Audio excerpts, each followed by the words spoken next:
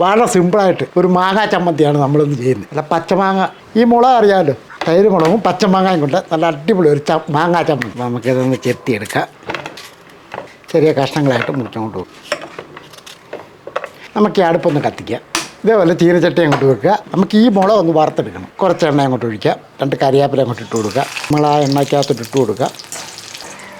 ഇതായിട്ടുണ്ട്. നമുക്കത് നിർത്തിയിട്ട് ഇത് കോരിയെടുക്കും. ഇതിൻ്റെ അകത്തോട്ട് ഈ വറുത്ത് വെച്ചിരിക്കുന്ന മുളക് നമ്മൾ ചെറിയ ജാറിൻ്റെ അകത്ത് ഇട്ട് കൊടുക്കുക. ഇതൊന്ന് പൊടിച്ചെടുക്കുക. തുറന്ന് നോക്കാം. കുറച്ച് മാങ്ങ അങ്ങോട്ട് എടുക്കുക.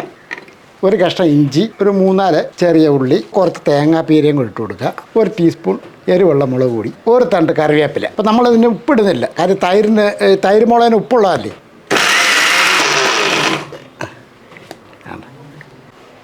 നല്ല ടേസ്റ്റി ആയിട്ടുള്ളൊരു ചമ്മന്തിയാണ്. നമ്മളൊരു പാത്രത്തിലോട്ട് മാറ്റുകയാണ്. ഏതായാലും നിങ്ങൾ തീർച്ചയായിട്ടും തൈര് മുളക് ഇട്ടൊരു ചമ്മന്തി ഉണ്ടായിരിക്കും. അടിപൊളി ടേസ്റ്റായിരിക്കും.